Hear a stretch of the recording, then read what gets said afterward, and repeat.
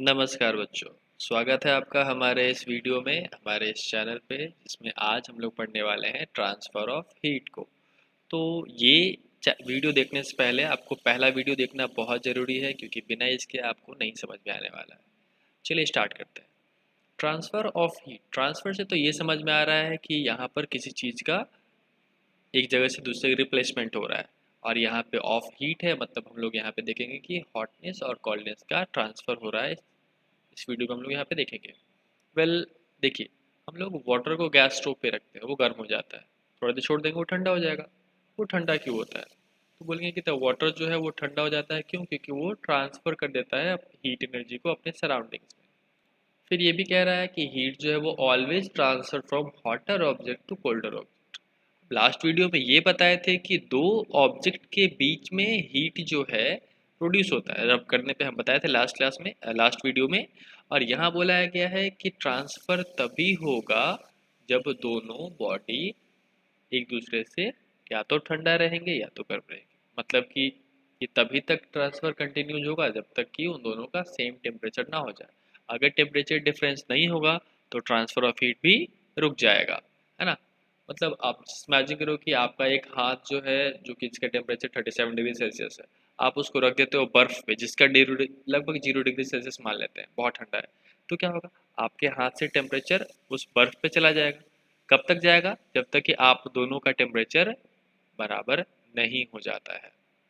खैर, अब ध्यान देते हैं modes of transfer of heat. इसके भी तीन टाइप्स है, मतलब हीट भी ट्रांसफर तीन तरीके से होता है। पहला आपका कंडक्शन, दूसरा कन्वेक्शन और तीसरा रेडिएशन। अब आप लोग सोच के बताओ कि इन तीनों में से सबसे इंटरेस्टिंग कौन होने वाला है। वेल, मैंने सोच रखा है, अब आपकी बारी। देखते हैं इस वीडियो में लास्ट तक।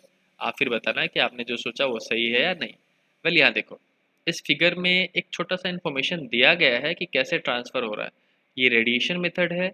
कन्वेक्शन मेथड ये पानी के अंदर दिखाया जा रहा है, और कंडक्शन मेथड दिखाया जा रहा है इस बीकर से इस हैंडल के तरफ। अब आप बताओ कि कौन सा इंटरेस्टिंग है। हम तब तक आगे बढ़ते हैं। अगर आपने सोच लिया है तो बढ़िया, हम आगे बढ़ते हैं। कंडक्शन, जो कि पहला है मेथड ट्रांसफर ऑफ हीट का। देखो, ये जानने से पहले आप ये देखो, एक छोटा सा आपका देखो यहाँ पे फ्लो चार्ट दिया हुआ है। इसमें क्या बताया जा रहा है कि ट्रांसफर ऑफ हीट तीन तरह से। पहला वाला जो है वो इन तीनों मैटर में पाया जाता है, स्टेट्स ऑफ मैटर में पाया जाता है। मतलब कि कंडक्शन जो है वो सॉलिड में भी पॉसिबल है, लिक्विड में भी पॉसिबल है और गैसियस में भी पॉसिबल है। तो मतलब ये तीनों स्टेट्स ऑफ मैटर में पॉसिबल है। दूसरा, कन्वेक्शन की बात करें तो कन्वेक्शन सिर्फ दो स्टेट्स ऑफ मैटर में पॉसिबल है, वो है लिक्विड और गैस। मतलब कि हीट को ट्रांसफर होने के लिए मीडियम चाहिए, और ये कंडक्शन तीनों मीडियम से कर सकते हैं, कन्वेक्शन सिर्फ दो मीडियम से होगा। सॉलिड में ये पॉसिबल नहीं है। क्यों पॉसिबल नहीं है, आगे बढ़ेंगे। रेडिएशन को कोई मीडियम नहीं चाहिए। और आपको मैं बताऊं कि अगर हम लोग जीवित हैं इस धरती पे तो इसका कहीं ना कहीं श्रेय जाता है रेडिएशन को। खैर, हम लोग देखते हैं आगे, तब आपको समझ में आएगा हम ऐसा क्यों कह रहे हैं। कंडक्शन मेथड में बोला गया है कि आयरन रॉड को आप सिंपल फ्लेम पे रखो। देखो, इस फिगर में ऐसा कुछ किया हुआ है, एक आयरन रॉड है, इसको फ्लेम पे रखा गया है। क्या होगा? हीट एनर्जी यहाँ तक पहुँच जाएगा धीरे धीरे। ऐसा इसलिए होता है क्योंकि process of transfer of heat जो होता है वो हॉटर से कोल्डर पे जाएगा। अब जस्ट देखो, अभी जैसे कि जब हम कैंडल यहाँ नहीं रखें, तो जब कैंडल नहीं रखें तो पूरा का पूरा बॉडी सेम टेम्परेचर पे है। जैसे ही कैंडल को लगाएंगे, इस एरिया का जो है हीट एनर्जी वो बढ़ जाएगा, और वो बढ़ेगा, वो इधर धीरे धीरे धीरे धीरे धीरे धीरे पास होना शुरू हो जाएगा, और एक समय ऐसा आएगा कि पूरा का पूरा रॉड जो है वो गर्म हो जाएगा। तो ये जो ट्रांसफर ऑफ हीट है इसको बोलते हैं कंडक्शन। अब आपको तो मैंने बताया ही है कि कंडक्शन जो है वो तीनों स्टेट्स ऑफ मैटर में ट्रैवल कर सकता है। अब देखो, कंडक्शन सबसे फास्ट कहाँ होता है? सॉलिड में। ऐसा इसलिए होता है क्योंकि सॉलिड का जो मॉलिक्यूल्स है वो आपस में बिल्कुल क्लोजली पैक्ड है, चिपका हुआ बिल्कुल। अब होता क्या है कि वो अपने ही जगह पे वाइब्रेट करता है। मतलब जस्ट इमेजिन करो, ये हमारा माउस का कर्सर है, अब ये अपनी ही जगह पे मगर ये हिल रहा है। ठीक है, ये हिल रहा है तो ये आपको कहलाएगा वाइब्रेट कर रहा है।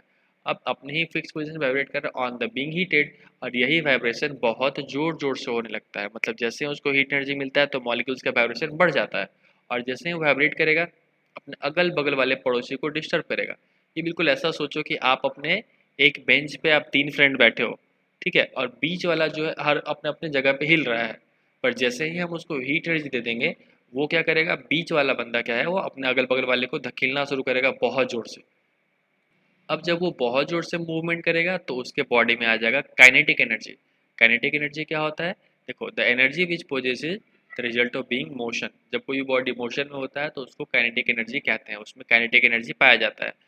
This kinetic energy leads to rise in the temperature and this way heat travel from the one another. मतलब वो बिल्कुल इधर से हिल गया, इधर वाले को टच किया, फिर इधर वाले को टच करेगा और ऐसे टच करते करते करते करते हीट एनर्जी पास कर देगा, और वो पास करते फिर वो बहुत ज़्यादा हीट एनर्जी ले लेगा, फिर वो पास करेगा, वो पास करते करते मतलब सिंपल समझो कि पहले बता आपके जो सबसे फर्स्ट बेंच पे बैठा हुआ है आगे सबसे, वो हीट एनर्जी लिया, वो वाइब्रेट करना शुरू किया, वो बीच वाले को पास करेगा और वो बीच वाला कॉर्नर वाले को पास करेगा।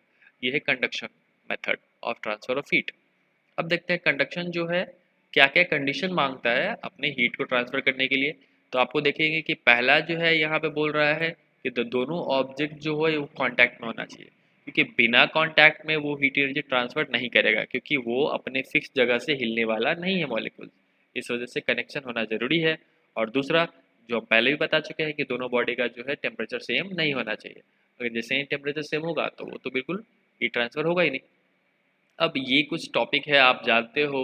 ऐसा सब्सटेंस जो हीट एनर्जी को पास करवाता है वो गुड कंडक्टर कहलाएगा। ऐसा सब्सटेंस जो पास नहीं कराएगा वो बैड कंडक्टर कहलाएगा। इसको हम लोग सिंपल इंसुलेटर भी कहते हैं। इसके एग्जांपल देखो, तो गुड कंडक्टर का एग्जांपल है आपका मरकरी, और बैड कंडक्टर का एग्जांपल आपका प्लास्टिक, वूल, कॉटन। सॉरी, गुड कंडक्टर का एग्जांपल आपका मेटल्स है और बैड कंडक्टर का प्लास्टिक है ना। अब हम लोग देखते हैं practical applications of good conductor of heat. मतलब वो जब हम लोग इतना पढ़ाई किए उसका क्या फ़ायदा है भाई, कुछ तो फ़ायदा होना चाहिए। तो फ़ायदा ये है कि कुकिंग यूटेंसिल्स जो है वो मेटल्स का बना होता है, जिससे कि हीट जो इजीली ट्रांसफर हो जाए फूड के पास। उसके बाद एक coil of refrigerator air conditioner का, वो भी बना होता है कॉपर का। कॉपर एक मेटल है जो कि हीट एनर्जी को बाहर छोड़ देता है। मरकरी हम लोग पढ़े थे थर्मोमीटर वाले केस में, हम बताए थे कि थर्मोमेट्रिक फ्लूइड है, वो इसलिए है क्योंकि मरकरी जो है वो हीट को अलाउ करता है पास करने से। यहाँ देखो तो की फैक्ट में क्या दिया है, liquid and gases are bad conductor of heat. Mercury जो है वो गुड कंडक्टर है क्योंकि वो मेटल है, भले वो लिक्विड स्टेट में है मगर वो गुड कंडक्टर ऑफ हीट है। और लिक्विड और गैस जो है बैड कंडक्टर है। अब बैड एप्लीकेशन का, sorry, practical application of bad conductor of heat क्या है। तो अब देखो कि कुकिंग यूटेंसिल्स के ऊपर प्लास्टिक का कोटिंग रहता है, जिसको हम लोग थर्मोसेटिंग प्लास्टिक बोलते हैं, जिसका एग्जाम्पल है बेकेलाइट या फिर वुड है, क्योंकि वो हीट एनर्जी को कंडक्ट नहीं कराता है। इस वजह से उसको हम लोग को पकड़ना आसान हो जाएगा बिना हमारे हाथ के जले हुए। दूसरा एप्लीकेशन है कि वुलन क्लोथ जो हम लोग गर्मी में, सॉरी, ठंड में पहनते हैं, वो बना होता है वूल का, और वूल इंसुलेटर है। लास्ट वीडियो, इसमें एक और वीडियो है जिसमें वूल के बारे में अच्छे से हम बताए हैं, वो इंसुलेटर की तरह काम करता है। अब इससे क्या होगा कि हमारे बॉडी का जितना भी हीट एनर्जी वो ट्रैप्ड रहेगा और हमारा बॉडी जमने से बचेगा। सोचो कि आप इस जगह पे आपको हम छोड़ दें बिना कोई वुलन क्लोथ्स के, तो आपका क्या होने वाला है, आप बस इमेजिन करो। वेल है, hair and fur of animal are bad conductor. जो बाल है जो एनिमल्स के बॉडी पे होते हैं वो बैड कंडक्टर ऑफ हीट है। इस वजह से ठंड के दिनों में उसके बॉडी से हीट एनर्जी बाहर नहीं जाता है, वो हीट को ट्रैप करके रखता है। एस्कीमोज, एस्कीमोज उसको बोलते हैं जो पोलर एरिया में रहते हैं, इग्लूज में। वो इग्लू बनाते हैं बर्फ का, क्योंकि snow contain large amount of trapped air, और बर्फ के अंदर बहुत ज़्यादा हवा ट्रैप्ड रहता है, जो कि एक इंसुलेटर का काम करता है, जिससे कि इग्लू गर्म होता है। मतलब सोचो कि वो बर्फ के अंदर रहते हैं और फिर भी वो हीट को ट्रैप करके रखता है। आशा करते हैं आपको कंडक्शन समझ में आया होगा। अब हम लोग बढ़ते हैं कन्वेक्शन के तरफ, यानी हीट ट्रांसफर ऑफ हीट का दूसरा पार्ट। कन्वेक्शन में देखेंगे कि यहाँ पर जो है ट्रांसफर जो हो रहा है, मूवमेंट जो हो रहा है मॉलिक्यूल्स का, वो एक्चुअल होगा। मतलब इसमें पहले मैं ये बताया कि कंडक्शन में जो है एक्चुअल मूवमेंट नहीं हो रहा था, मगर कन्वेक्शन के केस में एक्चुअल मूवमेंट होगा मॉलिक्यूल्स का। कहाँ से कहाँ होगा, हॉट रीजन से कोल्डर रीजन्स में हो। ठीक है, अभी ऐसे समझो आप कि जस्ट इमेजिन करो कि कोई भी सब्सटेंस है जिसका एक मॉलिक्यूल यहाँ है, दूसरा मॉलिक्यूल यहाँ है, तीसरा मॉलिक्यूल यहाँ है, चौथा यहाँ पे है, और यहाँ पे है आपका source of energy, heat energy. अब होगा ये कि अगर ये कंडक्शन मेथड होता तो ये आपस में बहुत चिपका हुआ रहता, और चिपका होने के कारण यहीं पे वाइब्रेट करता है, यहीं पे वाइब्रेट करता और हीट एनर्जी को पास करते चला जाता, तो आपका हीट एनर्जी ऐसे पास होते चला जाता। ठीक है, ये आपका कंडक्शन मेथड था। मगर अब जो हम लोग पढ़ने वाले हैं वो है कन्वेक्शन। तो कन्वेक्शन में क्या होता है, कन्वेक्शन में ये होगा कि ये जो आपका सोर्स है हीट एनर्जी का, ये इस वाले पोर्शन को हीट एनर्जी देगा और ये वाला पोर्शन क्या करेगा, डायरेक्ट यहाँ से एक्चुअल मूवमेंट शो करते हुए सबसे ऊपर वाले पोर्शन के पास जाएगा और वो इसको हीट एनर्जी प्रदान कर देगा और खुद नॉर्मल हो जाएगा। ठीक है, यहाँ पर ऐसे ट्रांसफर होता है, ऐसे ऐसे करके ट्रांसफर होगा मॉलिक्यूल्स का, ऐसे ऐसे हीट एनर्जी का ट्रांसफर होता है। मतलब यहाँ पर जो मूवमेंट है मॉलिक्यूल्स का है, वो मॉलिक्यूल्स अभी यहाँ है, हीट एनर्जी लेके कहीं और चला जाएगा, तो इसको कहते हैं एक्चुअल मूवमेंट ऑफ मॉलिक्यूल्स। उसके बाद कह रहा है कि कन्वेक्शन रिक्वायर्स मोबाइल मॉलिक्यूल्स। अभी हम पता है it is not possible in solid. अब बताओ सॉलिड में पॉसिबल क्यों नहीं है? क्योंकि यहाँ पर सॉलिड में जो मॉलिक्यूल्स है वो टाइटली पैक्ड है, वो तो मूवमेंट कर ही नहीं सकता है। इसी वजह से कन्वेक्शन जो है सॉलिड में पॉसिबल नहीं है। ठीक है, हाँ, ये गैसियस में पॉसिबल है, ये आपका लिक्विड में पॉसिबल है, क्योंकि इन दोनों का जो मॉलिक्यूल्स है फ्री टू मूव होता है, वो जब चाहे जहाँ चाहे मूव कर सकते हैं। अब कन्वेक्शन पढ़े भाई तो उसका भी कुछ यूज होना चाहिए। तो कन्वेक्शन करंट का यूज देखो कैसे किया जाता है। कन्वेक्शन करंट, करंट का यहाँ पे कहने का मतलब है बहाव। अब चूंकि लिक्विड और हवा दोनों बहने वाला नेचर का है, ये फ्लो करता है, इस वजह से इसको करंट भी बोला जाता है। यहाँ पे आप इलेक्ट्रिसिटी नहीं समझेंगे इसको। पहला पॉइंट देखो, ventilators and exhaust fans are usually near the ceiling.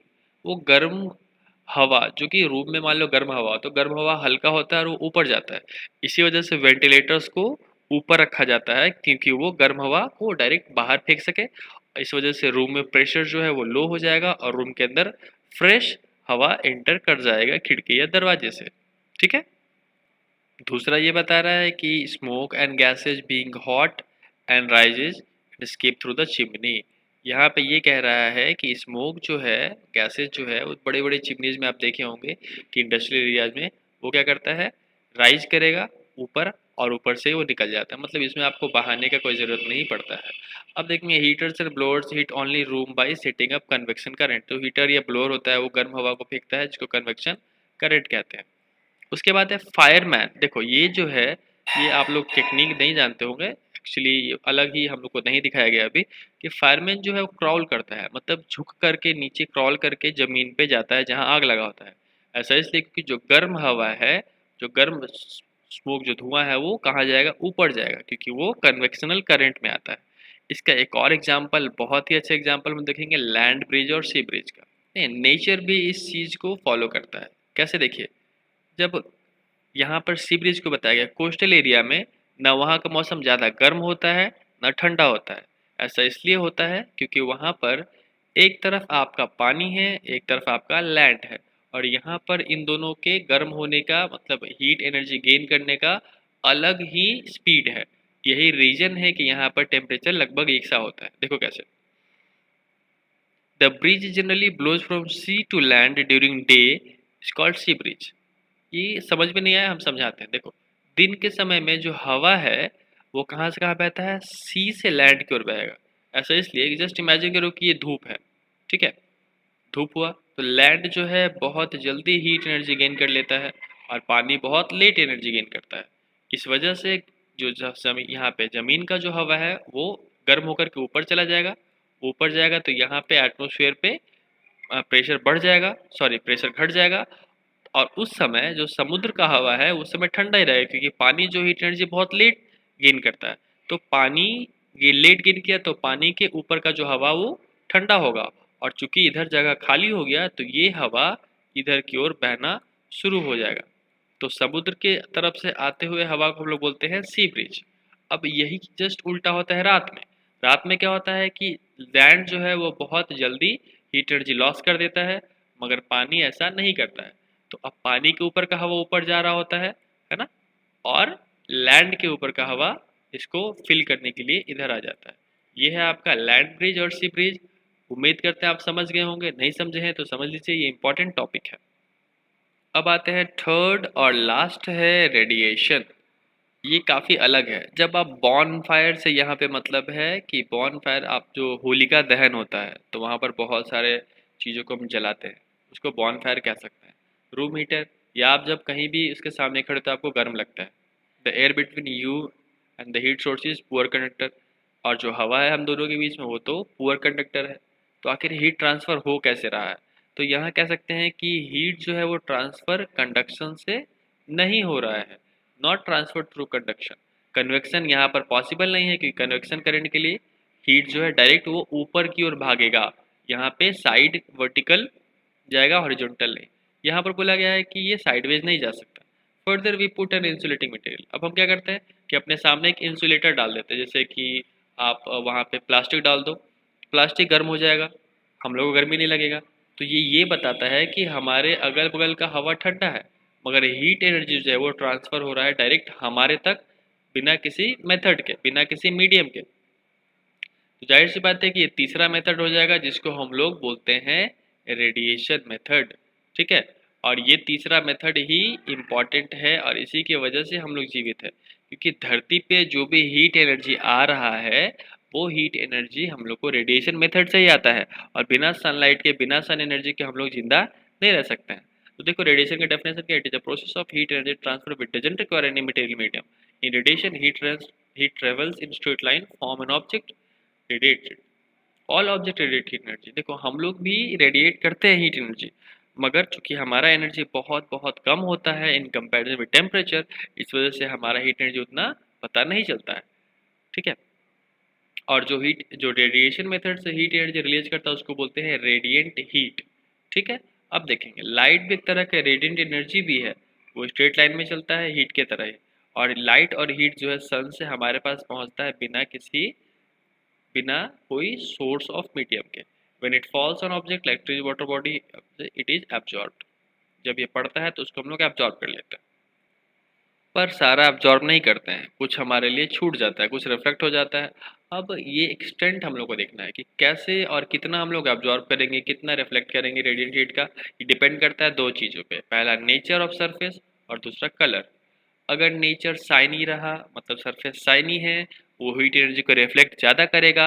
अगर नेच सरफेस जो है वो रफ है, हीट एनर्जी को एब्जॉर्ब ज़्यादा करेगा। अगर कलर लाइट मटेरियल है वो रिफ्लेक्ट ज़्यादा करेगा।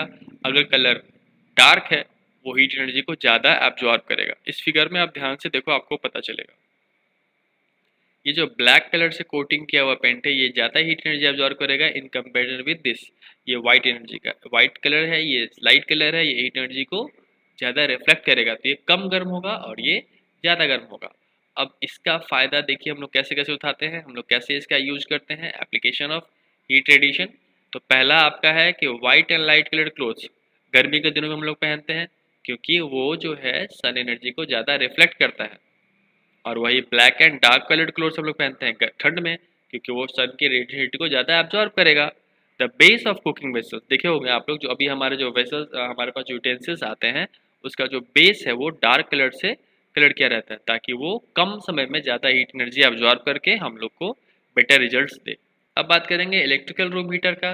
चूंकि देखो वो जो फिलामेंट है, फिलामेंट के पीछे का जो सरफेस है वो शाइनी सरफेस किया रहता है, क्योंकि फिलामेंट से निकल रहा है रेडिएंट हीट, वो पीछे एब्जॉर्ब ना होकर के वो उसको सामने रिफ्लेक्ट कर दे, जो कि हमारे लिए इफेक्टिव होगा। जाहिर सी बात है कि वो जो हीट एनर्जी पीछे जा रहा है वो गर्म कर देगा हमारे रूम हीटर को, तो उससे बढ़िया उसको रिफ्लेक्ट करा दे ताकि हमारे और फायदा हो जाए। अब देखो ये एक अलग ही डिवाइस इंसानों द्वारा बनाया गया है। इसमें कोशिश किया गया है कि नेचर के इस तरीके को थोड़ा चकमा दिया जा सके। इसके बारे में अभी हम लोग को कम पढ़ना है, पर इसको आगे चल के आपको पढ़ना पड़ेगा। यह थर्मस फ्लास्क, ये एक स्पेशल टाइप का बॉटल है जो कि अलाउ करता है हीट और सॉरी जो कि अलाउ नहीं करता है हीट को जाने से। मतलब ये हीट एनर्जी को रोक सकता है, या तो ये गेन नहीं करेगा या तो ये लॉस नहीं करेगा। मतलब आप नॉर्मली मिल्टन वगैरह का बॉटल देखे हो, उसमें क्या होता है कि अगर आप पानी रखते हो गर्म तो बहुत देर तक गर्म रहेगा, अगर आप ठंडा पानी रखते हो तो बहुत देर तक ठंडा होगा। मतलब एनवायरनमेंट के कंपेयर में वो ठंडा है, तो एनवायरनमेंट से हीट एनर्जी उस पानी में मिल करके गर्म कर सकता है, मगर ये तभी पॉसिबल होगा जब ये मिल्टन का बॉटल या जब ये थर्मस फ्लास्क नहीं होगा। मतलब ये उसको रोक देता है। ये कंडक्शन मेथड को रोकता है, कन्वेक्शन मेथड को रोक देता है और रेडिएशन को भी रोक देता है। मतलब कि यहाँ पर बहुत बहुत कम अमाउंट में आपका जो हीट एनर्जी है वो लॉस होगा, या बहुत कम अमाउंट में आपका जो हीट एनर्जी है वो गेन करेगा। ठीक है, अब ये चैप्टर में आपका जो भी डाउट्स वगैरह है आप हमें पूछ सकते हो। हम वेट कर रहे हैं आपके मैसेज का, आपके कमेंट्स का। ठीक है। अब देखेंगे कि ये चैप्टर हमारा कंप्लीट हो गया है। तो मिलते हैं अगले वीडियो में, अगले चैप्टर में। तब तक के लिए टेक केयर।